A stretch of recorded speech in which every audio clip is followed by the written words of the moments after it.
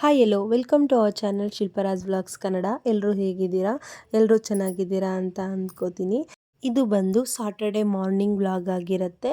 ನೀವು ನೋಡ್ತಾ ಇರ್ಬೋದು ಮನೆಯಲ್ಲಿ ಸಾಮಾನೆಲ್ಲನೂ ಪ್ಯಾಕಿಂಗ್ ಆಗಿದೆ. ಸೊ ಈಗ ನಾವು ಮನೆ ಶಿಫ್ಟ್ ಮಾಡಬೇಕಾಯಿತು. ಈ ಮನೆಗೆ ನಾವು ಬಂದು 3 ಮಂತ್ಸ್ 8 ಡೇಸ್ ಆಗಿದೆ ಅಷ್ಟೇ, ತುಂಬ ಜಾಸ್ತಿ ಏನಿಲ್ಲ. ನಾವು ಇಲ್ಲಿ ಮನೇನ ರೆಂಟಿಗೆ ತೊಗೊಳೋದಕ್ಕೆ ಕಾರಣ ನಮ್ಮ ಹಸ್ಬೆಂಡ್ ಆಫೀಸ್ಗೆ ತುಂಬಾ ನಿಯರ್ ಇತ್ತು ಮನೆ. ಸೊ ಹಂಗಾಗಿ ನಾವು ಇಲ್ಲೇ ತೊಗೊಂಡಿದ್ವಿ ರೆಂಟ್ಗೆ. ಬಟ್ ನಾವು ಇಲ್ಲಿ ಜಾಸ್ತಿ ದಿನ ಇರೋದಕ್ಕೆ ಆಗಲಿಲ್ಲ. ಬಿಕಾಸ್ ಸಮ್ ರೀಸನ್ಸಿಂದ ನಾವು ಓನ್ ಹೌಸ್ಗೆ ಶಿಫ್ಟ್ ಆಗಬೇಕಾಯಿತು. ನಾವು ಬೆಂಗಳೂರಲ್ಲಿ ತುಂಬಾ ಮನೆಗಳು ಶಿಫ್ಟ್ ಮಾಡಿದ್ದೀವಿ. ಸೊ ಬಟ್ ನಾವೆಲ್ಲೂ ಪ್ಯಾಕರ್ಸ್ ಆ್ಯಂಡ್ ಮೂವರ್ಸ್ಗಾಗಲಿ ಈ ಥರ ಯಾರಿಗೂ ಹೇಳೇ ಇಲ್ಲ. ನಾವು ನಮ್ಮ ಮೈದ್ನ ಅವ್ರ ಫ್ರೆಂಡ್ಸ್ನ ಕರ್ಕೊಂಬಂದಿದ್ರು. ಸೊ ಇನ್ನು ನಮ್ಮ ಹಸ್ಬೆಂಡು, ನಮ್ಮ ಅಣ್ಣ, ನಮ್ಮ ಮೈದ್ನನ ಫ್ರೆಂಡ್ಸು ಇವರೇನೇ ಮನೆಯೆಲ್ಲ ಶಿಫ್ಟ್ ಮಾಡ್ತಾ ಇದ್ದಾರೆ.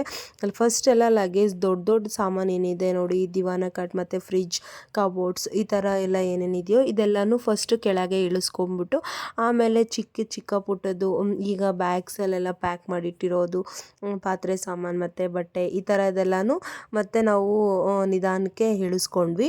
ಅದೆಲ್ಲ ಮುಗಿದ್ಮೇಲೆ ಒಂಥರ ಮೆಮೊರಿ ಆಗಿರುತ್ತೆ. 3 ಮಂತ್ಸೇ ಆಗಿದ್ರೂ ನಮಗೆ ಸ್ವಲ್ಪ ಕಂಫರ್ಟ್ ಇದ್ದಿದ್ದು ಮನೆ ಅಂತಲೇ ಹೇಳ್ಬೋದು. ಸೊ ಹಂಗಾಗಿ ಮೆಮೊರಿಯಬಲ್ ಆಗಿರುತ್ತೆ ಅಂತ ಹೇಳ್ಬಿಟ್ಟು ಎಂಟಿ ಹೋಮ್ ಟೂರ್ನ ಕ್ಯಾಪ್ಚರ್ ಮಾಡಿಕೊಂಡೆ ಅಷ್ಟೇ. ಇಲ್ಲಿ ಆಲ್ರೆಡಿ ಬುಕ್ ಮಾಡಿದ್ರು ಸೊ ಪೋರ್ಟರು, ಹಂಗಾಗಿ ಎಲ್ಲನೂ ಗಾಡಿಗೆ ಫಿಲ್ ಮಾಡ್ತಾಯಿದ್ರು.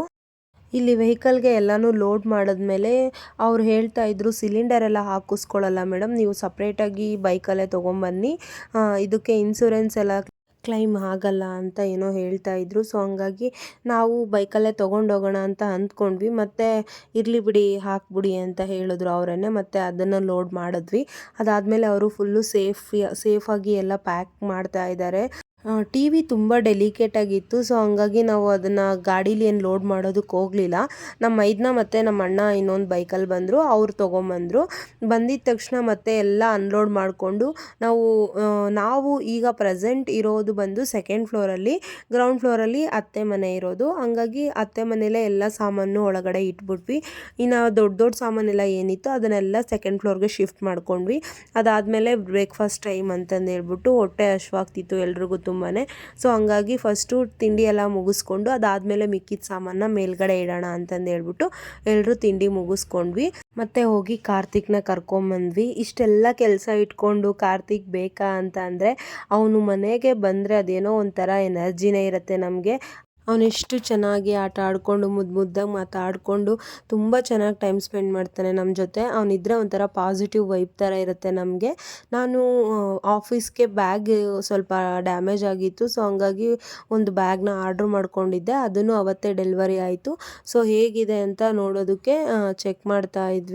ಕಾರ್ತಿಕ್ ಫುಲ್ಲು ಇಂಟ್ರೆಸ್ಟಾಗಿ ನೋಡ್ತಿದ್ದ, ನನಗೂ ಬ್ಯಾಗ್ ಬೇಕು ಸ್ಕೂಲ್ಗೆ ಹೋಗೋದಕ್ಕೆ ಅಂತೆಲ್ಲ ಕೇಳ್ತಾ ಇದ್ದ. ಸೊ ನಾನು ಇದು ನನ್ನ ಬ್ಯಾಗು ತೊಗೊಂಬ ಇಲ್ಲಿ ಅಂತೇಳಿ ಇಸ್ಕೋತಾ ಇದ್ದೆ, ಮುಖ ಎಲ್ಲ ಒಂಥರ ಮಾಡ್ಕೊತಿದ್ದ.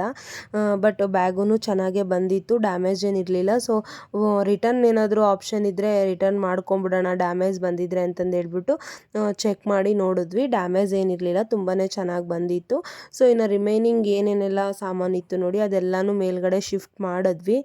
ಅವತ್ತೇ ಎಲ್ಲನೂ ಮನೇನೂ ಆರ್ಗನೈಸ್ ಮಾಡಿಕೊಂಡೆ. ಬಟ್ ಆದರೆ ಅದನ್ನೆಲ್ಲನೂ ವಿಡಿಯೋ ಕ್ಯಾಪ್ಚರ್ ಮಾಡೋದಕ್ಕಾಗಲಿಲ್ಲ. ಬಿಕಾಸ್ ಬೇಗ ಬೇಗ ಕೆಲಸ ಮುಗಿದ್ರೆ ಸಾಕು ಅನ್ನೋ ಫೀಲಿಂಗ್ ಇತ್ತು. ಹಂಗಾಗಿ ಮತ್ತು ಅವತ್ತೇ ನಾವು ಮನೆ ಶಿಫ್ಟ್ ಮಾಡಿದ ದಿನವೇ ರಾಖಿ ಫೆಸ್ಟಿವಲ್ ಕೂಡ. ನನಗೆ ಬೆಳಗ್ಗೆಯಿಂದ ರಾಖಿ ಕಟ್ಟೋ ಟೈಮೇ ಸಿಕ್ಕಿರಲಿಲ್ಲ. ಸೊ ಹಂಗಾಗಿ ಈವ್ನಿಂಗ್ ಹೋಗಿ ರಾಖಿ ಎತ್ಕೊಂಬಂದು ರಾಖಿ ಕಟ್ಟಿ ರಾಖಿ ಹಬ್ಬನ ಈ ಥರ ಸೆಲೆಬ್ರೇಟ್ ಮಾಡ್ಕೊಂಡ್ವಿ. ಈ ವಿಡಿಯೋ ನಿಮ್ಗೆ ಇಷ್ಟ ಆಗಿರುತ್ತೆ ಅಂತ ಅಂದ್ಕೋತೀನಿ.